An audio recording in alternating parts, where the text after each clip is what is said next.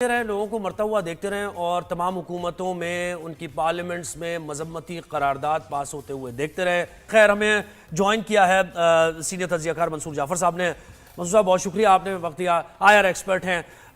मुझे बताएं मंसूर साहब कि ये दुनिया, अब खैर दुनिया तो छोड़े ना, अभी हम वेस्ट और अमेरिका की क्या बात करें, उनके अपने मसाइल हैं, उनका प्रॉब्लम थोड़ी है ये, वो तो इन्वॉल्व भी है सम वे और दी अदर। लेकिन ये इस्लामी ममालिक क्या सोच रहे हैं,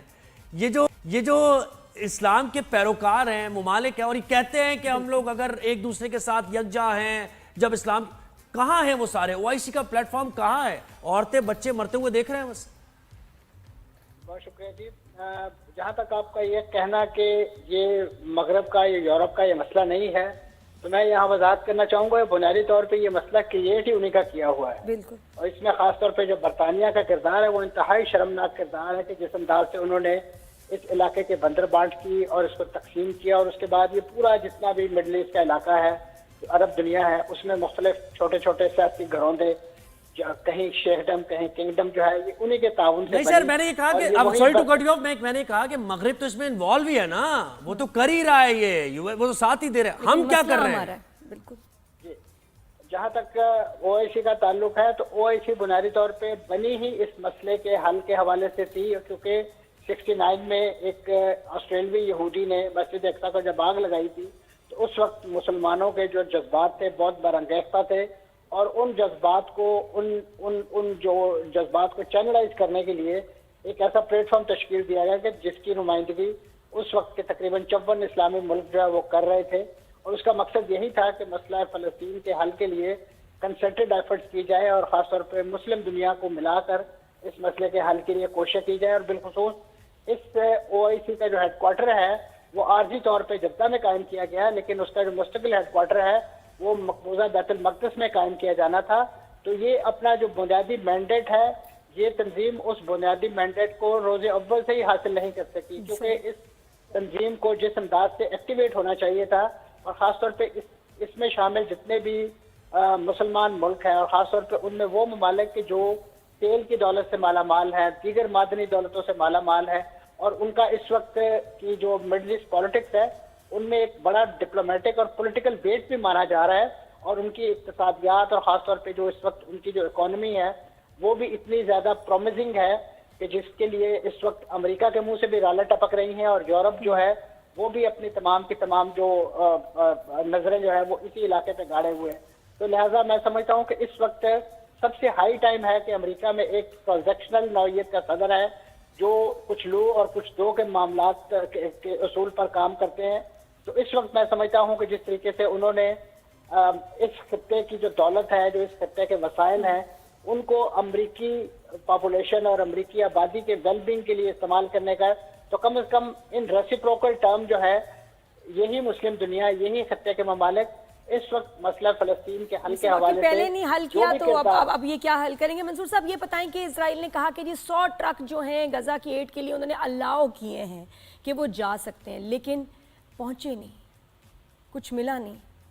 उसके दो रीजन है। एक तो ये है कि जो इस वक्त गजा को एक्सेस है, खासतौर पर जो रोड लिंक्स हैं, जो रफा के रास्ते, वो तो टोटली डिस्ट्रॉयड है, क्योंकि इसराइल ने वहाँ बड़े पैमाने पे इंटरेस्ट जो है वो तबाह बर्बाद कर दी है, जिसकी वजह से वहाँ बहुत लंबी लंबी लाइनें जो है कॉन्वॉयज की वो रफा क्रॉसिंग के बाद लगी हुई हैं। इस वक्त जो इमदाद आ रही है वो जिन क्रॉसिंग्स के जरिए आ रही है, उनमें एक करम शालोन क्रॉसिंग है। ये बुनियादी तौर पे इसराइल के अंदर से होकर आती है, और आपने माजी में ये खबरें सुनी होंगी पिछले दिनों कि जो इमदाद लेकर आने वाले ट्रक थे उन पर यहूदी आबादकारों ने हमले किए हैं और उनसे सामान लूटा है ताकि वो किसी तरीके से गजा के अंदर ना पहुंच सके। हुकूमत इसराइली अपनी जगह खबासत का मुजाहरा कर रही है, उनके जो शहरी हैं, इसराइली अवाम जो है, वो एक अपनी नफरत का इजहार इस नौइयत की लूट मार और इसी तरीके से बाय एयर क्यों नहीं इमदाद, जिस तरह पहले भी दी जाती थी, बाय एयर क्यों नहीं इमदाद उन तक पहुंच रही? जी जहाँ तक तो एयर ड्रॉपिंग का ताल्लुक है, तो आपके इल्म में है कि ये एक ऐसा फिनोमेना है कि जो कॉस्टली भी है और जिसके जरिए पहुंचने वाली इमदाद बड़े पैमाने पर जाया हो जाती है, क्योंकि गजा की पट्टी एक साहिली इलाका है और उस साहिली इलाके में बहुत सारी चीजें जो है वो समंदर में जा गिरती हैं। इसी तरीके से गजा के अंदर कोई एयरपोर्ट नहीं है, कोई एयर स्ट्रिप नहीं है कि जहाँ पे कुछ चीजें उतारी जा सकें, जहाज उतारे जा सकें। जो इमीडिएट एयरपोर्ट है वो मिस्र का इलाका इरेश है, जहां पर ये सारी फ्लाइट्स उतरती हैं और वहां पर एक बहुत बड़े वेयर हाउस में इन चीजों को स्टोर किया जाता है, जिसके बाद एक प्रोसेस है कि जिसके जरिए जो फलस्तीनी अभी तक लेकिन वो हो नहीं रहा, बिल्कुल वो 2 वक्त की रोटी और पानी तक को वो महरूम है। अच्छा ये बताएं, आपने सर एक बात करते हुए आप चले गए, गिव एंड टेक की बात आपने की है और डोनाल्ड ट्रंप भी इसी किस्म की बातें करें, तो गिव एंड टेक क्या हो सकता है मुमकिन तौर पर? गिव एंड टेक से मुराद यही है कि इस वक्त जो 2 स्टेट फार्मूला एक खुद अमेरिका ने या दीगर यूरोपीय ममालिक ने जो ओस्लो माहिदे के तहत इवॉल्व किया था कि ठीक है जी, एक जो इसराइल की रियासत अपनी जगह जिस अंदाज से भी अच्छे या बुरे उसका स्टेटस है वो मौजूद रहे, इसराइल वो इलाके जो उसने 67 की जंग में कब्जा लिए थे वहां से वो विड्रॉल कर जाए, यानी जो वेस्ट बैंक का इलाका है वो खाली कर दे और वहां पे एक आजाद खुद मुख्तार रियासत जो है उसके जो भी पैरामीटर्स हों वो कायम की जाए, लेकिन उस रियासत की जो दारुल हुकूमत है उसके लिए जो बुनियादी शर्त है कि वो मकबूजा बैतुल मक़दस हो। लेकिन आप देखिए कि इस वक्त अमेरिका ने खासतौर पर डोनाल्ड ट्रंप ने अपने पहले दौरे इक़्तिदार में अमेरिका का सफारतखाना वहां मुंतकिल करके ये बता दिया था कि ये इलाका जो है, ये शहर जो है, ये इसराइल का दारुल हुकूमत है, ये किसी आज़ाद फ़लस्तीनी रियासत का दारुल हुकूमत। यही वो बोन ऑफ कंटेंशन थी, यही वो चीज़ें थी कि जिससे तंग आकर वहाँ जो गजा के अवाम है, जो फ़लस्तीनी मज़ाहमतकार हैं, उन्होंने 7 अक्टूबर 2023 को एक ऑल आउट अटैक किया और उसके नतीजे में इस मसले को जो है वो दुनिया की नज़रों के सामने लेकर आए। अगरचे उसकी बहुत बड़ी कॉस्ट इस वक्त पे की जा रही है, लेकिन मैं समझता हूँ कि इस वक्त जो हम और आप बातें कर रहे हैं, अगर ये वाकया ना हुआ होता तो शायद ये मसला अब तक बहुत सारे इब्राहिम अकॉर्ड की शक्ल में जो है वो आपके सामने सरे तस्लीम खम हो वैसे रहे होते। मुख्तसरन सर ये आप समझते हैं मुज़ाकरात से हल हो जाएगा ये मसला, आप समझते हैं या पावर दिखानी पड़ेगी हमें कुछ? बिल्कुल, मुज़ाकरात से देखिए जी, बहुत पावर आगे- तो जो दिखाई जानी थी, जिनके पास पावर थी उन्होंने अपना सब कुछ इस पे कुर्बान कर दिया, अपना जान माल, अपने बच्चे तमाम इस पे कुर्बान कर दिए। अब जो खित्ते के ममालिक और खास तौर पे जिन ऑर्गेनाइजेशन का आप जिक्र कर रहे हैं, ये अब उनका मैंडेट है, अब उनका काम है कि वो अब आए इस मामले को, क्योंकि इसराइल मंसूर साहब, ये ट्रंप ने एक दफा कहा था कि इनको रीलोकेट भी किया जा सकता है, इतने लाख जो हैं फलस्तीनी, इनको कहीं और ये सारी वो रीलोकेट बातें कर दिया हैं, जाए। ये दीवाने के बड़े तो हो सकते हैं जी, ये रीलोकेशन का प्लान जो है वो इतना आसान नहीं है। माजी में बहुत सारे इस तरह के मंसूबे किए गए, इन्हें लबनान में सेटल किया गया, इन्हें ट्यूनिस में सेटल किया गया, इन्हें सीरिया में सेटल किया गया, इन्हें उर्दन में सेटल किया गया, लेकिन वहां पे भी इनकी हालत जो है फलस्तीनी महाजरीन की एक दूसरे तीसरे दर्जे के शहरियों से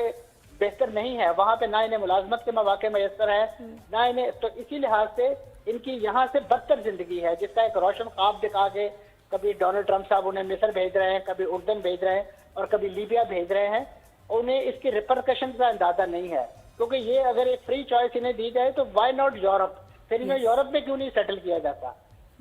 अगर यूरोप से यहूदी यहाँ आकर सेटल हो सकते हैं, उन्हें सेटल किया जा सकता है, तो फिर इन फलस्तीनियों को उन इलाकों में सेटल कर दें, उनका प्रॉमिस लैंड इनके दे दें और इनको अपना फ्यूचर बनाने के लिए वहां दे दें। ये गिव एंड टेक है। इसके लिए अगर तैयार हैं तो मुज़ाकरात की मेज से जाएं, खुद आटे दाल का भाव पता चल जाएगा, क्योंकि इस वक्त भी जहां जहां ये फलस्तीनी दुनिया भर में मौजूद है, वहां ये बहुत ही ज्यादा, जिसे कहना चाहिए, अच्छा डिलीवर। अच्छा सर, आप ये मुझे बताएं, आपकी क्या समझते हैं? पाकिस्तान का तो मौक़िफ़ वाज़ेह है, दीगर जो ममालिक है, मिडल ईस्ट जो है, उसको आप क्या फोर्सी कर रहे हैं? आने वाले दिनों में क्या मौक़िफ़ होगा गजा को लेकर, फलस्तीन को लेकर, इसराइल को लेकर मुमकिन तौर पे? देखिए जी, इस वक्त तक तो जो इस पूरी कैंपेन को, यानी हमारी और आपकी तवक्को है कि वो स्पीयर हेड करे, वो सऊदी अरब है। सऊदी अरब ने तो अपना कैटेगोरिकल मौक़िफ़ इस हवाले से वाज़ेह कर दिया है कि वो उस वक्त तक किसी किस्म की नॉर्मलाइजेशन में बिलीव नहीं करते, चाहे वो इसराइल के साथ हो या किसी और गासिब ताकत के साथ, जब तक इस मसला फ़लस्तीन के हवाले से हल पेश नहीं किया जाता। और बिलखुसूस हल वो है कि जो मैंने अर्ज किया कि वो 67 की बाउंड्रीज के अंदर से इसराइल विड्रॉ करे और इसी तरीके से वहां पे बनने वाली आज़ाद खुद मुख्तार रियासत का दारुल हुकूमत वो मकबूजा बैतुल मक़दस हो। तो ये वो शराइत हैं कि जो कैटेगोरिकली सऊदी अरब और इसी तरीके से OIC और दीगर मुस्लिम दुनिया के जो प्लेटफॉर्म है, वो मोर देन वन टाइम, अभी अरब लीग का जो हाजिरा इजलास है उसमें भी जो सबसे ज्यादा ज़ेर बहस मौजू था वो यही फलस्तीन और गजा का मौजू था। जी, thank you so much Mansoor साहब, बहुत शुक्रिया, आपने हमें टाइम दिया।